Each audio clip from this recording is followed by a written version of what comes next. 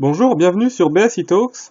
Aujourd'hui, on va présenter les gains de l'échange, ou pour dire les choses autrement, pourquoi les pays ont intérêt au commerce international. Aujourd'hui, on entend souvent dire que le commerce détruit de l'emploi, pénalise la croissance, etc., etc. Et on va voir pourquoi, malgré tout, les pays, globalement, ont intérêt à commercer. Donc, on va commencer par prendre le cas juste d'une personne, et après, on verra le cas d'un pays. Donc on va imaginer pour commencer un boulanger, bon qui fait que du pain, logique, il est boulanger. Et maintenant ce boulanger il se dit pour moins dépenser, donc pour avoir plus d'argent, je vais aussi faire par exemple la plomberie, la maçonnerie dans ma maison, je vais faire de l'agriculture, je vais faire mon jardin pour pas acheter de légumes, etc., etc. Et donc le boulanger, vu qu'il fait tout un tas d'autres activités, et ben effectivement il dépense moins pour ces activités-là. Mais seulement, ce qu'il faut voir aussi, c'est que le boulanger, puisqu'il a entrepris tout un tas d'autres activités, il aura aussi beaucoup moins de temps pour faire du pain. Donc il va vendre aussi beaucoup moins de pain. Donc d'un côté, il va dépenser beaucoup moins pour des activités comme la plomberie, la maçonnerie, que désormais il fait lui-même plutôt que de payer un plombier ou un maçon. Mais il a aussi beaucoup moins de temps pour faire du pain, donc d'un autre côté, il a moins de recettes. Donc on peut dire que ça s'égalise un petit peu. Et en fait, ça va pas s'égaliser. Le boulanger, en faisant ça, il y a toutes les chances pour qu'il y perde, puisque c'est une question de productivité relative. C'est-à-dire que le boulanger, il est très doué pour faire du pain, c'est son métier, c'est pour ça qu'il est bon, c'est là-dedans qu'il a de l'expérience. Donc il est très efficace pour faire du pain, mais quand il se lance dans la plomberie, la maçonnerie, l'agriculture ou d'autres activités, c'est des activités où il est moins doué, où il a moins d'expérience, peut-être moins de matériel, moins de savoir-faire, donc il va être relativement moins productif dans ces activités-là.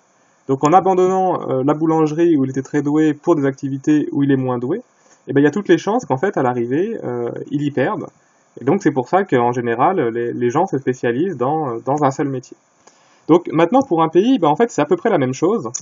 Donc si on prend l'exemple des États-Unis, puisqu'ils ont élu Donald Trump qui passe son temps à rouspéter contre les importations chinoises par exemple. Donc on va prendre l'exemple des États-Unis et de la Chine avec deux produits, le textile et les avions. Donc les Américains importent du textile, des vêtements de Chine et exportent des avions, des Boeing par exemple.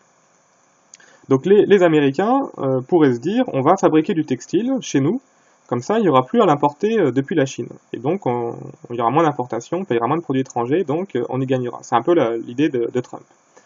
Mais c'est très gentil, mais si on veut produire plus de textiles aux États-Unis, ça veut dire que les travailleurs de l'aéronautique doivent aller travailler dans le textile, ça veut dire que les investissements doivent être orientés vers le textile, et donc ça revient à fabriquer moins d'avions, exactement comme tout à l'heure, le boulanger allait fabriquer moins de pain.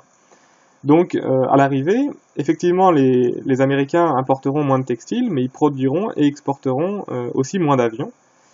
Et le résultat des courses, ça va être une perte pour les États-Unis. En tout cas, il y a toutes les chances que ce soit une perte, dans cet exemple un peu simpliste, mais dans la réalité, on retomberait très certainement là-dessus aussi. Donc les États-Unis auraient produit moins d'avions où ils étaient très compétitifs, pour produire du textile où ils étaient moyennement compétitifs, on va dire.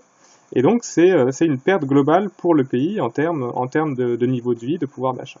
Donc la conclusion, hein, j'ai mis une petite flèche, ça veut dire la conclusion, c'est que chaque pays a intérêt à se spécialiser dans la production pour laquelle il est relativement le meilleur. Et donc ça, bien sûr, on retombe sur les avantages comparatifs de Ricardo. Donc ce qu'on a raconté là, en fait, c'est une manière un peu schématique et simplifiée de présenter la théorie de Ricardo.